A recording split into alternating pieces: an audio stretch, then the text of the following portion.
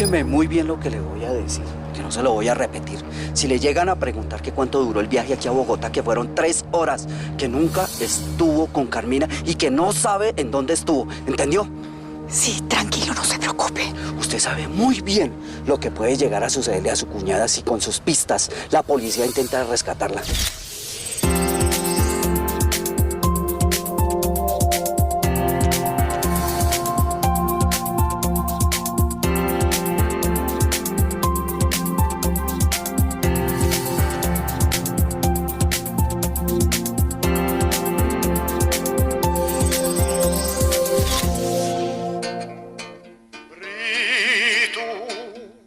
Perdite bucurose scane,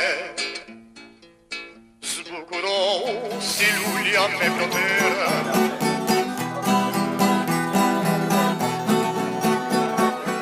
Edhe te lëmose hapes ti mojnë e dritë.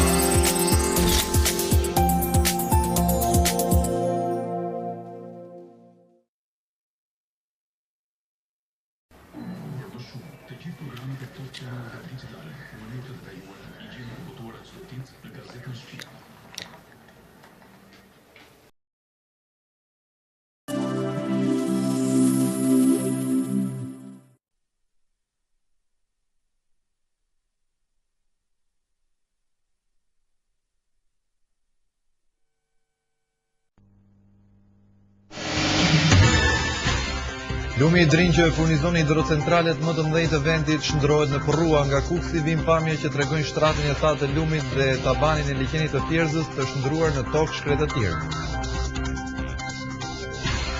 Biznesi ndjeni pari efektet ekonomike të krizës energjetike që ka përfshirë vendin. Prodhuesit deklarojnë se si pasojë e kufizimeve energjetike është rritur kostoja e prodhimit dhe kanë rënë ndjeshëm shitjet e produkteve. Qindra sipërmarrës privat kryesisht e industrisë së veshjeve refuzojnë të paguajnë punëtorët sipas nivelit të pagës minimale që e ka vendosur qeveria. Ata deklarojnë se minimumi etik i pretenduar nga qeveria është më i ulët. Të gjithë nëpunësit e administratës shtetërore që disponojnë tituj dhe grada shkencore do të përfitojnë paga shtesë. Lëvizja e qeverisë synon të stimulojë kuadrët e përgatitur të punojnë për institucionet e shtetit. Rusia kthen kokën nga Mesdheu, komandanti i marinës detare ruse tha se objektivi i tij është një prani e përhershme në detin Mesdhe, por nuk përcaktoi se në cilët vende do të kërkojë vendosjen e bazave ushtarake.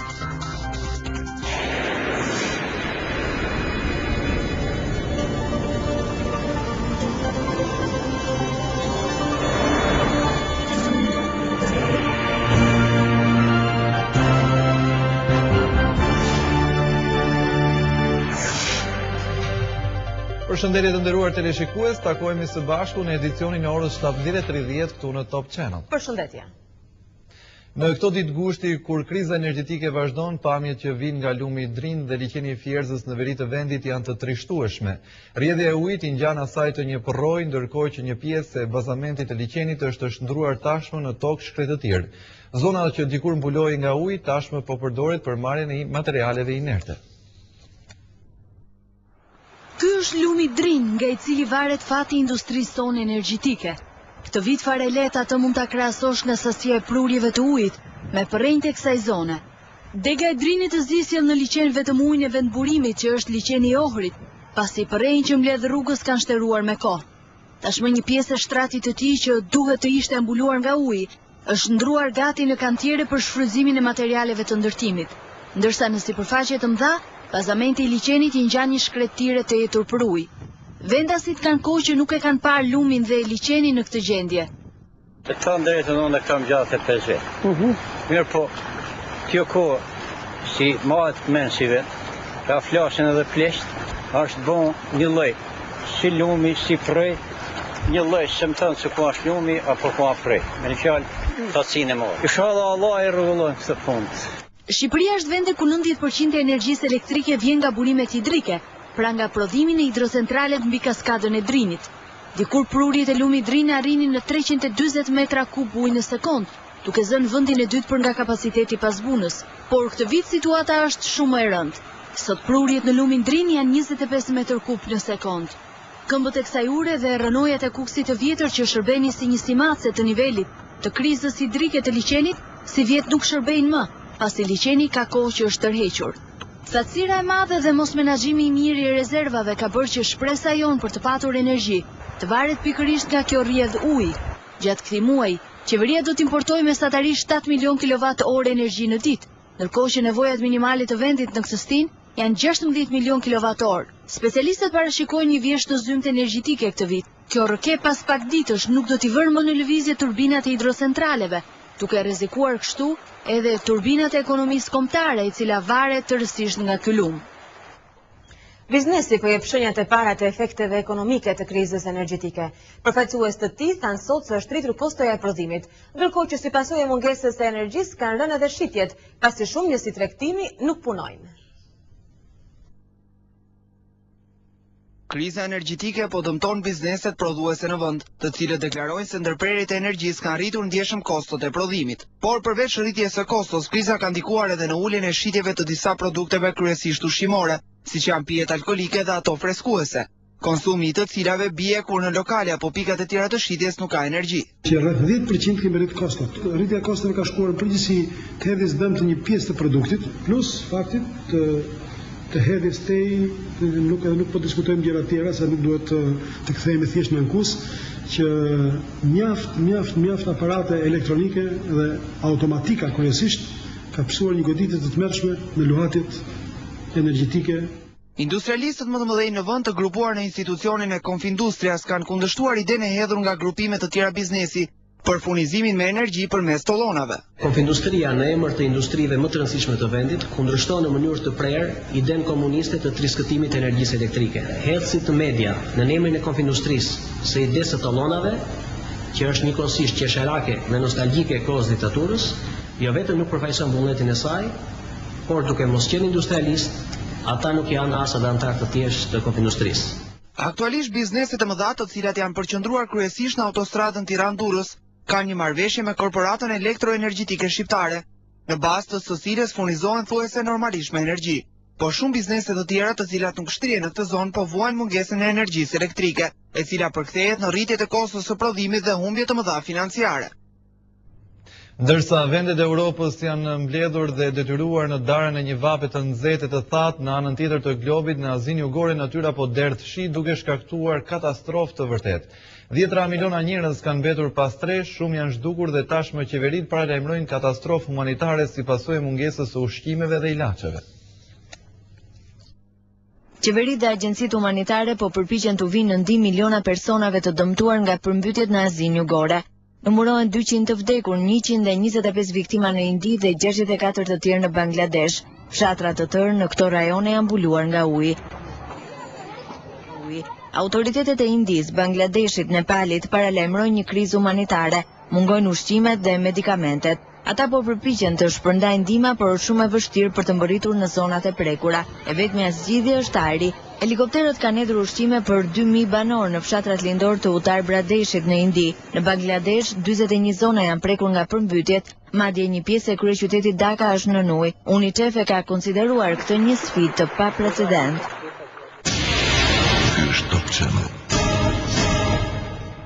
Shumë biznese private nuk janë duke zbatuar vendimin e qeverisë për pagën minimale të punëtorëve. Supermarketet, kryesisht në fushën e prodhimit të veshmbathjeve, pohuan se nuk janë dakord me caktimin e pagës nga qeveria në bazë të minimumit etik, pasi ata mendojnë se ky minimum është më i ulët nga ç'po pretendon qeveria.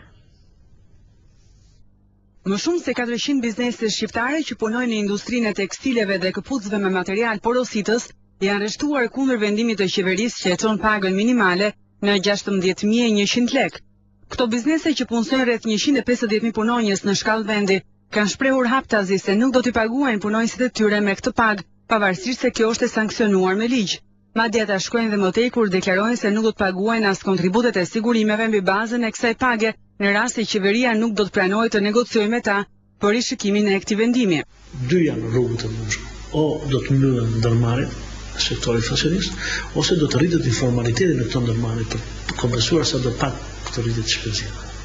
Ne jemi sektor që nuk operojmë në tregun tonë me çmimet tona, ne jemi sektor që çmimet i kemi të komanduara dhe të sankcionuar në kontratat tona që kanë 1 apo 2 vjeçare dhe ato nuk ndryshojnë sepse dua unë apo do qeveria të bëjnë ndryshim në nivelin e shpenzimeve.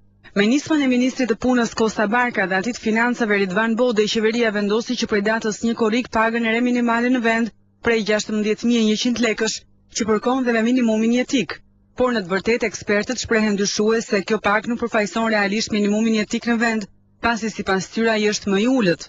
Kjo konfirmohet edhe nga vetë bizneset që punojnë me material gjysmë të gatshëm nga jashtë, të cilët deklarojnë se në shumë raste i paguajnë punonjësit e tyre poshtë pagës minimale të vendosur nga qeveria, e cila është e detyrueshme të zbatohet nga kushdo. Në realisht nuk zbatohet në gjitha rastet. Faktikisht edhe ata që punojnë me normë, duke u nisur nga standardi, nga niveli i kualifikimit, duke u nisur nga niveli i prodhimit që janë, sepse ne kemi punëtorë me normë, ka që nuk e arrin 160, ka që 120, 130, 140, 150, 180, sepse janë punëtorë me normë, nuk mund të paguashin njëri që s'qep prodhim. Por mendohet se bizneset e prodhimit të këpucëve dhe ato të tekstileve nuk janë të vetmit që paguajnë punonjësit e tyre nën minimumin jetik.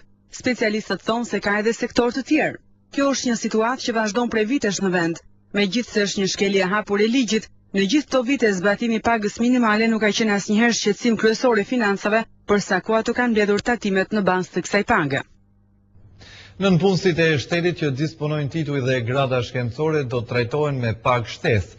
Lëvizja e qeverisë synon mbajtjen e njerëzve të përgatitur në zyrat e shtetit dhe mos lejimin e tyre të kalojnë në sektorin privat apo largimin fare nga Shqipëria. Ndërkaq gjatë një komunikimi me gazetarët, zëdhënësja e qeverisë Majlinda Bregu tha se ende nuk ka një agjendë ndryshimesh të mundshme për përbërjen e Këshillit të Ministrave. Disa javë më parë, qeveria vendosi të shpërblejë nga 10.000 deri në 25.000 lekë të gjithë punonjësit e administratës publike që mbajnë grada apo titull shkencor ose kanë kryer master brenda apo jashtë vendit. Tani vendimi pritet të nisë shumë shpejt zbatimin dhe prej tij sipas zëdhënëses Këshillit Ministrave Majlinda Bregu, përfitojnë rreth 1.000 punonjës të administratës publike. Qëllimi i vendimit të qeverisë është stimulimi personave të specializuar, të cilët zakonisht preferojnë të punojnë në biznesin privat për shkak të kushteve më të mira të punës dhe natyrisht trajtimit financiar. Politika e qeverisë synon të hartojë një strukturë pagash konkurruese në treg dhe të ofrojë kushte për të gjithë të rinj që janë kualifikuar në universitete brenda dhe jashtë vendit. Një politikë e tillë synon të jetë më atraktive për prurjet në administrat, por dhe të ndalë migracionin e trurit, pra të atyre forcave intelektuale që ndihmojnë Shqipërinë të kapë ritmet e zhvillimit të shpejtë. Fatura financiare për këtë mas të qeverisë për stimulimin e kuadrove të kualifikuar llogaritet në 90 milion lekë të reja vetëm në 6 mujorin e 2 të këtij viti, pasi efektet financiare të këtij vendimi hynë në fuqi në datën 1 korrik. Por rregulli numër 1 që administrata të jetë eficiente në punë, me apo pa grada shkencore, është stabiliteti politik i qeverisë, pavarësisht ngjyrës që ajo ka dhe prej së cilës në vitet e pluralizmit administrata ka vuajtur largimet politike, jo vetëm kur ndërrohen pushtetet, por dhe kur mazhoranca ndëron ministrat her pas here. Kjo mungesë sigurie duket se po rritet 2 javët e fundit kur në media janë shtuar zërat për zgjerime koalicionesh apo ndryshime të tjera në kabinetin qeveritar. Zëra që duket se nuk do të shuhen pas përgjigjes së paqartë të zëdhënëses Bregu për ndryshime eventuale të qeverisë. Unë do doja që të bëni pyetje për temën e kësaj konference, sepse ndryshimet në qeveri nuk janë pjesë e punës së Këshillit të Ministrave dhe në dijenin time nuk di që kryeministri të ketë plan edhe për zgjerimin e koalicionit qeveritar. Për herë të fundit qeveria Berisha posoi 2 ndryshime në fillim të majit, pas dorëheqjes së papritur të ministrit të jashtëm, ndërsa pas zgjedhjes së presidentit Topi, disa nga aleatët kërkojnë sërish rishikim të kabinetit qeveritar. Ish drejtori i bazës së hekurudhave shqiptare në Durrës u arrestua sot në akuzën e falsifikimit të dokumenteve zyrtare. Aristi Trungu akuzohet për riprodhime të dokumenteve që kishin kryesisht lidhje me kontrollin teknik të automjeteve. Ai ka qenë për afro 2 vjet drejtori i bazës së hekurudhës, një kantier ku bëhet riparimi lokomotivave dhe vagonëve të trenave. Një muaj më parë ai është liruar nga detyra dhe sipas policisë kishte nisur profesionin e falsifikatorit. Gjatë kontrollit në banesën e tij, policia gjeti 10 dokumente të gatshme, si patenta, dëshmi kontrolli makinash, certifikata, mandate pagesash, fatura pagimit të taksave vjetore të automjeteve e të tjerë. Ai ishte zhndruar në një agjensi paralele të kolaudimit të makinave, duke shpërndar dëftesa të rene të kontrollit teknik. Policia ka thënë se ai ishte marrë që herët me këtë profesion, por e kishte ndërprerë në kohën kur ju besua detyra e drejtorit të bazës së hekurudhës. Megjithse policia kishte qenë në dieni të aktivitetit të tij kriminal, kjo nuk e ka penguar që të emërohet në një detyrë të tillë shtetërore. Ministri i Brendshëm Bujar Nishani ishte sot në portin e Durrësit, i cili po përballet këto ditë me flukse të mëdha migrantësh që vinë kryesisht nga Italia. Ai kërkoi përshpejtimin e procedurave për të mos krijuar pritje për njerëzit, por edhe efikasitet në masat e kontrollit. Ministri i Brendshëm Bujar Nishani ka kryer një inspektim në portin e Durrësit për të ndjekur nga afër ecurinë e punës në këtë periudhë që shënon pikun e trafikut të emigrantëve që rikthehen në vend për të kaluar pushimet. Sa më shpejt dhe sa më mirë me i prit njerëzit. Ne kemi ardhur shikoj? Ministri i Brendshëm Nishani u ka premtuar mbështetje të plotë të qeverisë shqiptare udhëtarëve të linjës Bari-Durrës, që janë detyruar të qëndrojnë 3 ditë në pritje pa u nisur për shkak të një avarie. Së pari ne do të mbledhim gjithë informacionet e nevojshme, natyrisht që ka institucione të cilat kanë përgjegjësi të caktuar për këtë punë. Unë kam informacionin që të gjitha institucionet e tjera, edhe agjencia përkatëse janë duke u interesuar, por ne do të marrim gjitha masat që së pari të dëmshpërblehet dhe të mbulohen shpenzimet financiare që qytetarët kanë bërë, së dyti që të gjitha makinat dhe mallet e tjera të vinë të sigurt. Më pas Nishani është takuar edhe me vetë emigrantët, duke u siguruar që procedurat doganore kanë qenë në nivelin e duhur dhe pa shkaktuar pritje të gjata. Si u pritën këtu? A keni pas vonesa, mërzitje? Mirë, kalofshi mirë. Të gjithë kanë histori të ndryshme dhe një pikë të përbashkët. Të gjithë flasin në Top Channel dhe gjithçka në kohë reale. Top-Channel.tv. Lajmi më parë kalon tek ne. Rusia kërkon lavdin ushtarake të Bashkimit Sovjetik duke projektuar praninë në detin Mesdhe. Admirali i flotës ruse deklaroi se anijet ushtarake ruse duhet të rikthehen për të patrulluar në ujrat e Mesdheut, por nuk përmendi emra vendesh se ku do të kërkojë vendosjen e bazave ushtarake. Megjithatë, gjasat janë që ai të shfrytëzojë një bazë logjistike që Rusia ka ende në Siri. Objektivi kryesor i flotës ruse është një prani e përhershme në detin Mesdhe. Këtë ka deklaruar komandanti marinës ushtarake të Moskës, admirali Vladimir Masorin. Dikur anijet ruse patrullonin Mesdheun, por më vonë pas rrëzimit të Bashkimit Sovjetik misionet u ndërpren. U tërhoi edhe baza në Tartus të Siris, ku Moska ka ruajtur një prani logjistike. Gjatë vizitës në bazën më të rëndësishme e ruse Sebastopoli në Ukrainë, admirali deklaroi: "Propozoj që me përfshirjen e flotës veriore dhe atë të Balltikut, marina ruse të rivendosë një prani të saj në detin Mesdhe." Vladimir Masorin, siç citon agjencia ruse ITAR-TASS, e quante një strategji të veçantë detin Mesdhe, por nuk ka saktësuar se ku do të gjejmë mbështetjen për një bazë të qëndrueshme ruse. Në Tartus, sipas disa burimeve, ka nisur operacionet. Kthimi i Moskës në Mesdheun lindor do të forconte ndikimin e Kremlinit në lindjen e mesme, gjë që sipas analizëve do të shikojë me sy të keq nga Izraeli, aleat i ngushtë i SBA-s në këtë rajon. Pas ekspeditës së suksesshme në polin e veriut, ku 2 nëndetëse të ruse ngritën flamurin, fjalët e admiralit rus të rreqin shumë vëmendjen, ose siç e quajnë analistët, vinë si një dush i ftohtë. Në Shtetet e Bashkuara të Amerikës do të vazhdojnë përgjigje telefonike për të gjithë personat e dyshuar për lidhje me terroristët. Pavarësisht paralajmërimeve dhe skandaleve publike me përgjigjet, Senati Amerikan e miratoi projektligjin e presidentit Bush me arsyetimin se ky legjislacion është i nevojshëm për të mbrojtur sigurinë e vendit. Senati Amerikan, pavarësisht kërcënimeve për sulme të reja, miratoi një projekt ligj që i lejon presidentit George Bush të vazhdojë programin e përgjimeve ndaj personave të dyshuar si terrorist. Ligji u miratua me 60 vota pro dhe 28 kundër dhe ju dërgua sot domës së përfaqësuesve përpara se ligjvënësit amerikan të nisnin pushimet. Drejtori i inteligjencës kombëtare Mike McConnell tha se legjislacioni ishte i nevojshëm për të mbrojtur vendin. Ky ligj konsideroi i domosdoshëm pas kufizimeve të vendosura së fundi nga një gjykatë sekrete agjencive amerikane. Projektligji i kërkon administratës si ja përshkruaj të gjitha procedurat që ndjek një gjykate federale. Shtëpia e Bardhë përshëndeti Senatin dhe i kërkoi dhomës së përfaqësuesve të shndronte menjëherë projektligjin në ligj. Nëse do të miratohet, ligji do të skadojë brenda 6 muajve dhe gjatë kësaj periudhe Kongresi duhet të hartojë legjislacionin përkatës.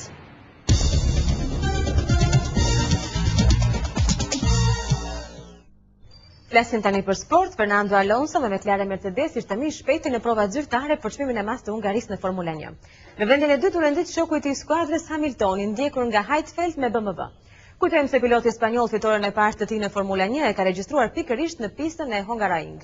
Gara për çmimin e madh të Hungarisë do të zhvillohet nesër në orën 14 dhe transmetohet direkt në Top Channel.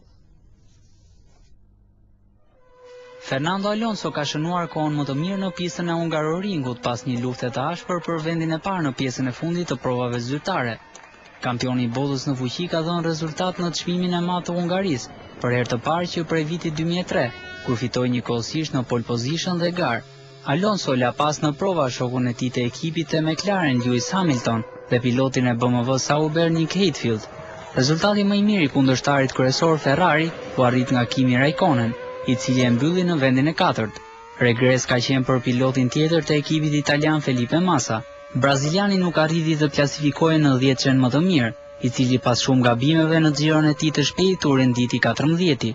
Lufta për titullin kampion tani është në momentin më emocionues, pasi diferenca mes kryesuesit Hamilton dhe ndjekësit më të afërt Alonso është vetëm 2 pikë. Garën e 11 të kampionatit të Formula 1, e cila do të zhvillohet në pistën e Hungaroring, ju do të ndiqni nesër në ora 14 direkt në Top Channel. Kinezët përveç përgatitjeve të tjera kanë bërë edhe parashikimin e motit gjatë periudhës së zhvillimit të lojrave olimpike të Pekinit. Përgjithsisht do të jetë mot i mirë, por janë marrë masat edhe për shpërndarjen e reve nëse moti do të jetë i paqëndrueshëm. Qielli me re dhe smogu është një panoramë e zakonshme në Pekin, por parashikimet janë pozitive në ditën ku do zhvillohet ceremonia çeljes së lojrave të 29 olimpike verore. Organizatorët deklarojnë me studimet e deritanishme se moti i datës 8 gusht 2008 do të jetë me diell dhe qiell të pastër. Megjithatë dhe siguret të shfaqeshin, ato do të largohen me raketa speciale që kthejnë qiellin e kthjellët. Kostoja e lojrave olimpike llogaritet i kaloi $2 miliardë. E gjithë struktura olimpike numëron 34 objekte ku përveç stafit të përcaktuar do të angazhohen edhe rreth 100.000 vullnetar. Ndërkohë është përcaktuar dhe himni i Olimpiadës, We Are Ready, në shqip ne jemi gati, është kënga zyrtare e lojrave olimpike verore Pekin 2008.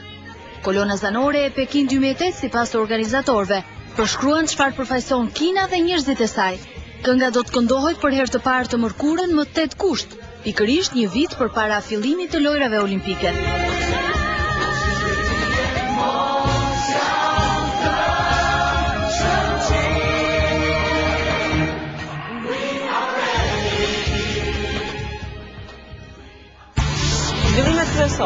Lumi i drinj që furnizon hidrocentralet më të mëdha të vendit shndrohet në Porrua. Nga Kuksi vijnë pamje që tregojnë shtratin e tatë të lumit dhe tabanin e liqenit të Fierzës të shndruar në tokë shkretët të tjerë.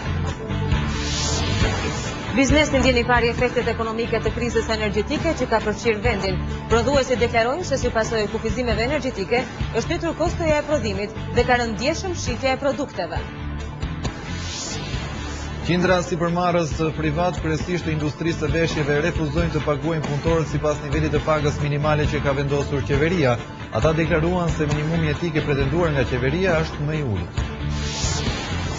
Të gjithë punësit e administratës shtetërore që disponojnë tituj dhe grada shkencore do të përfitojnë paga shtesë. Lëvizja e qeverisë synon të stimulojë kuadra të përgatitur të punojnë për institucionet e shtetit. Rusia kthen kokën nga Mesdheu. Komandanti i marinës detare ruse tha se objektivi i Moskës është një prani e përhershme në detin Mesdhe, por nuk përcaktoi se në cilët vende do të kërkohet vendosja e bazave ushtarake. Ne këtu kemi përfunduar, por dëshirojmë të kujtojmë se për më shumë informacione nga vendet e bota, ju mund të ndiqni Top News që transmeton 24 orë informacion në digital. Gjithashtu ju mund të informoheni edhe përmes internetit në adresën tonë topvizchannel.tv. Ndajemi këtu së bashku, mirupafshim. Mirupafshim.